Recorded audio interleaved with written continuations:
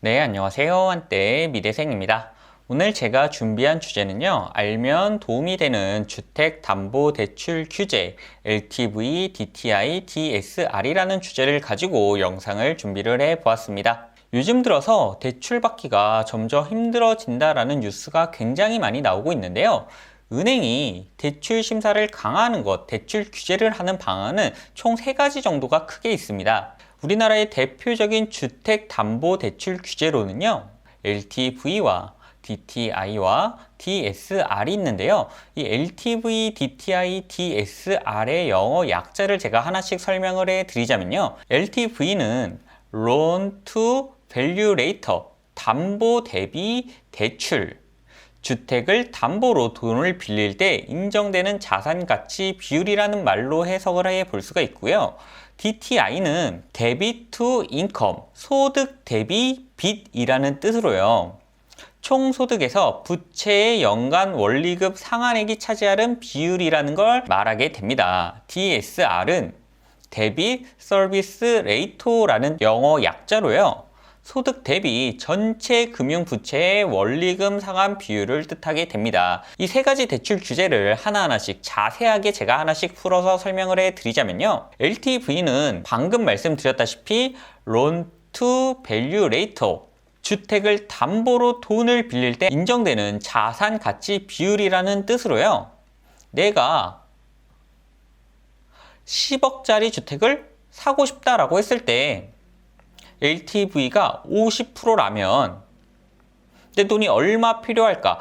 이 물음에 대한 답을 내보자면요. 10억 주택의 50%, LTV 50%인 담보가치 50%, 5억이 대출이 나오는 거고요. 내가 필요한 돈은 5억이 든다. 이게 LTV가 50%일 때 대출이 얼마가 나오냐는 질문에 대한 답이 될 수가 있습니다. 한마디로 내 소득이나 직업이 뭔지 하나도 중요하지 않고요.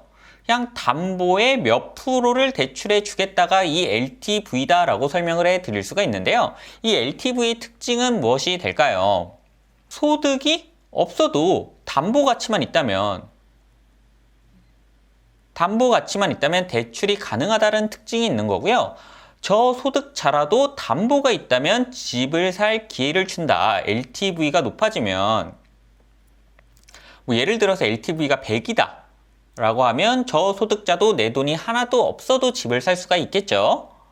하지만 담보가치, 이 집값이 떨어지면 갚을 능력에 따라서 빚을 내준 게 아니라 그냥 담보가치에 의해서 빚을 내준 거기 때문에 대출의 건전성이 굉장히 낮은 상태가 되는 거고요. 만약에 집값이 떨어지게 되면 치명적인 위협이 온다. LTV 100%의 부작용이 무엇으로 나타났느냐라고 물어보신다면 미국의 서브프라임 모기지 사태나 일본의 거품경제, 부동산 경기 붕괴가 LTV가 비정상적으로 높았을 때 나타나는 부작용이다. 집값이 떨어졌을 때 나타나는 부작용이다 라고 말씀을 드릴 수가 있습니다. 그러면 DTI가 뭘까요? DTI는 LTV의 문제점을 보완하기 위해서 LTV의 문제점을 보완하기 위해서 탄생한 대출 규제 방안이다 라고 설명을 해 드릴 수가 있는데요.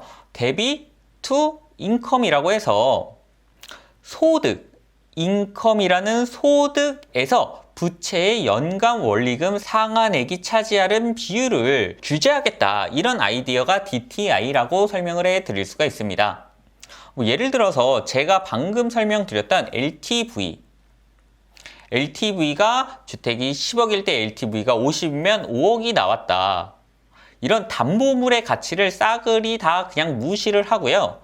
내가 내 소득이 5천만 원일 때, 연봉이 5천만 원일 때 DTI가 만약에 50%다라고 한다면 내 소득의 50%인 연간 2,500만 원 상환이 가능하도록 대출을 해주겠다. 이게 DTI의 개념이다 라고 설명을 해 드릴 수가 있습니다. 예를 들어서 10억짜리 주택을 사기 위해서 이자가 없다고 가정하고 DTI 50%의 소득이 5천만 원이라고 한다면요. 연간으로 내가 대출을 갚을 수 있는 비용이 2,500만 원이기 때문에 2,500만 원 곱하기 40년을 하면 40년 만기 대출을 했을 때 이자가 없다고 가정했을 때 10억짜리 대출을 받을 수가 있겠죠. DTI로 높은 대출 금액을 받기 위해서는 이 소득이 높거나 기간이 늘어나야 되는데요. 제가 방금 설명드린 건 이자가 없다라는 가정을 했기 때문에 기간을 무한적으로 늘릴 수가 있지만 실제로는 이자가 존재를 하기 때문에 이 기간도 무한정 늘릴 수가 없다는 약간의 딜레마에 빠지게 되는 게 이 DTI다라고 설명을 해드릴 수가 있습니다.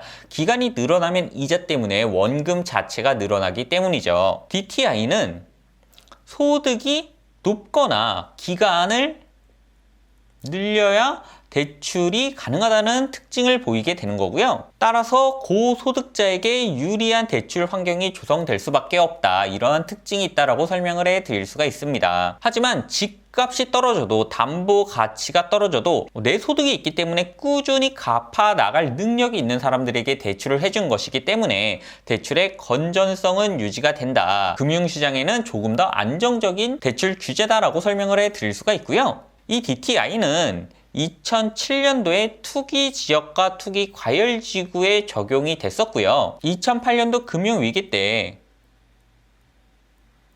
우리나라의 피해가 조금 덜하게 만든 장점이 있었다라는 평가가 있기도 하죠. 하지만 이 DTI는 돈은 많은데 가지고 있는 자산은 많은데 소득이 적은 사람들, 예를 들어서 은퇴자들에게 대출이 안 되는 약간의 형평성 문제가 있기도 하고요. 공식적인 소득이 없는 사람들에게 대출하기가 매우 까다롭다, 굉장히 불리하다라는 점에서 저소득자나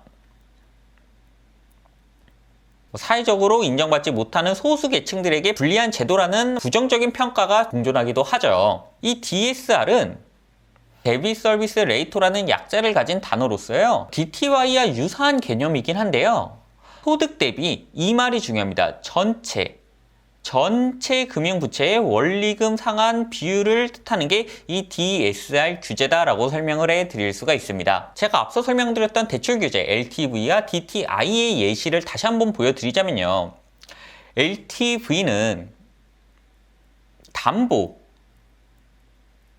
내가 사려는 주택의 가격이 중요했고요. DTI는 소득, 내가 얼마를 벌고 있는지가 중요했다라고 한다면 우리들이 연봉이 높지 않은 상태에서 집을 사기에 어떤 제도가 훨씬 더 유리할까요? 당연히 LTV가 DTI보다 훨씬 유리할 수밖에 없겠죠.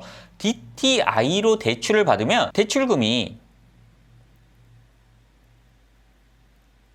줄어들기 때문에 우리는 어떤 생각을 하게 될까요? 자금이 부족하니까 추가적인 대출을 어떻게 하면 받을 수 있을까? 우회로를 찾기 시작하게 될 겁니다. 그래서 우리는 어떻게 할까? 라고 보니까 다른 대출을 받자. 예를 들어서 주담대도 받지만 신용대출도 받고 마이너스 통장 대출도 받고 카드론도 받아서 이 돈으로 주택을 사자. 이런 게 영끌이라고도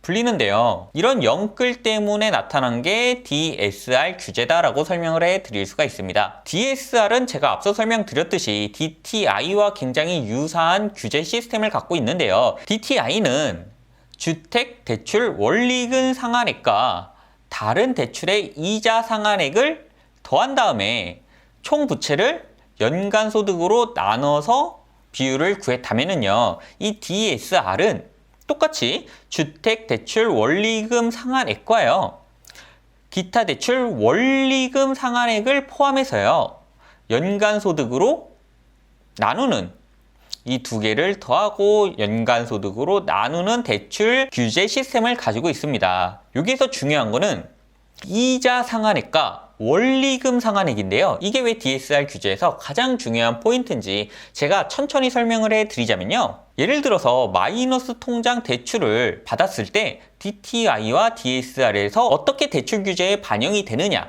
간단하게 설명을 해드리자면요. 만약에 5천만 원 마이너스 통장 대출을 금리 5%짜리 마이너스 통장 대출을 받았다라고 했을 때 DTI에서는요. 이 5천만 원 대출 금리 5%의 연이자 250만 원만 적용이 되고요. 이 DSR에서는요, 이자 250만 원과 원리금 1000만 원이 대출 규제에 적용이 되게 됩니다. 이 원리금 1000만 원은 왜 나왔냐라고 한다면 마이너스 통장은 일반적으로 5년 내에 갚아야 되는 돈이다.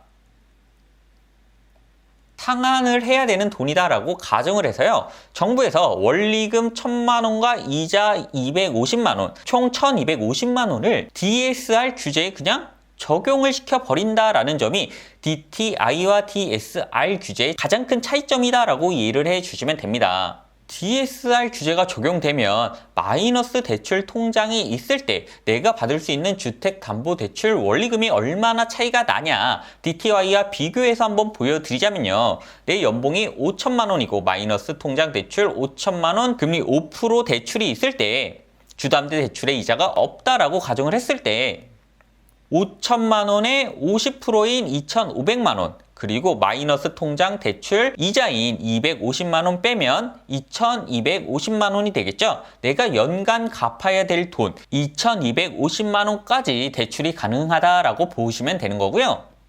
DSR은 똑같이 소득의 50%, 2,500만 원과 마이너스 통장 대출의 원리금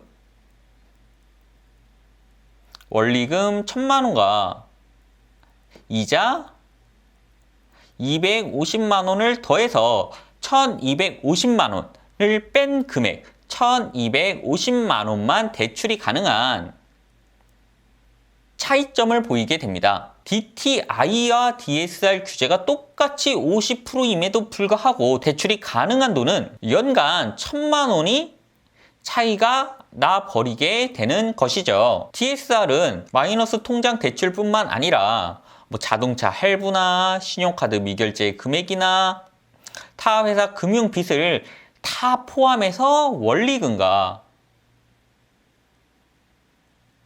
플러스 이자를 다 본다는 게 이 DTI와의 차이점이라고 보시면 되는 거고요. DTI는 이자 상환액만 봤다면 DSR은 원리금 상환액까지 본다. 그래서 DTI보다 대출 규제가 조금 더 심하게 들어간다라고 이해를 해주시면 됩니다. DSR의 특징은 무엇일까요? 당연히 소득이 DTI보다 더 높아야 더 많은 금액이 대출 가능하고요. 고소득자에게 더 유리한 대출 환경이 조성이 될 수밖에 없습니다. 다만 담보가치, 집값이 떨어져도 재무적인 건전성이 훨씬 더 유리하게 유지가 된다. 대출 건전성이 훨씬 더 안전해진다라는 장점은 가지고 있는 대출 규제죠. DSR은 당연히 DTI보다 더 까다로워진 기준으로서 DTI 적용 시보다 대출이 훨씬 더 안 나오게 되는 것이고요.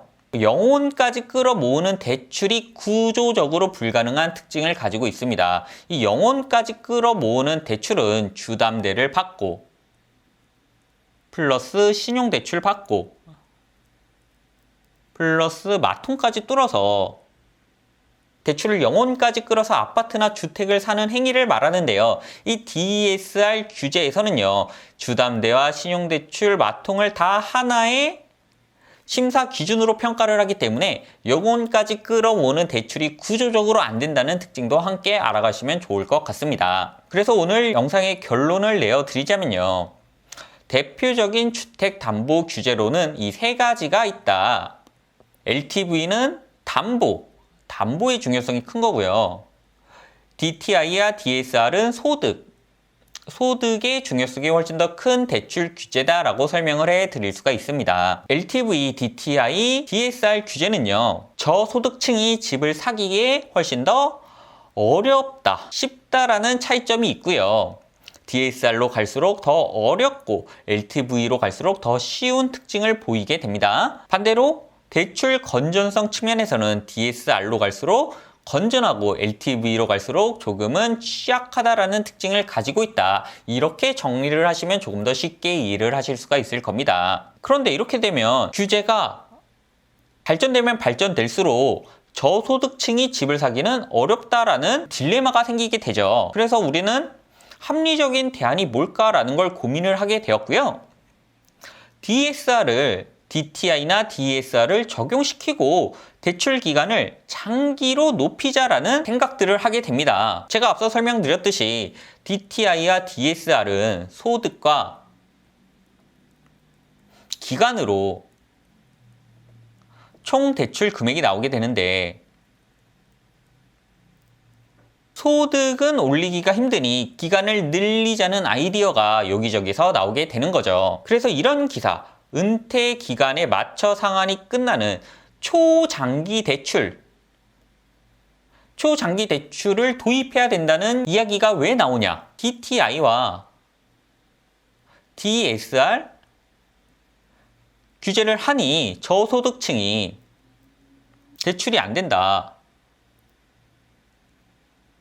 그래서 기간을 늘려줘야 된다. 초장기로 늘려줘야만 저소득층이 집을 살 수 있다라는 현실적인 문제에서 이런 얘기들이 나오고 있는 거고요. 보금자리론이 30년짜리, 40년짜리 만기가 나오는 것도 다 이런 이유 때문이다 라고 설명을 해드릴 수가 있습니다. 그렇다고 대출 기간을 무작정 50년, 60년 동안 늘릴 수도 없는 게 우리가 살면서 일을 할 수 있는 기간이라는 건 한정돼 있기 때문에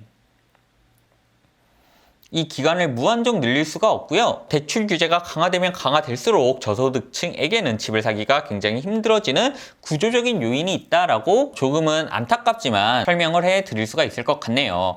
오늘 제 영상이 LTV와 DTI, DSR 규제를 이해하시는 데 조금이나마 도움이 되어 드렸으면 좋겠고요. 저는 다음에 조금 더 유용한 콘텐츠로 찾아뵐 수 있도록 하겠습니다. 감사합니다. 저는 한때 미대생이었습니다.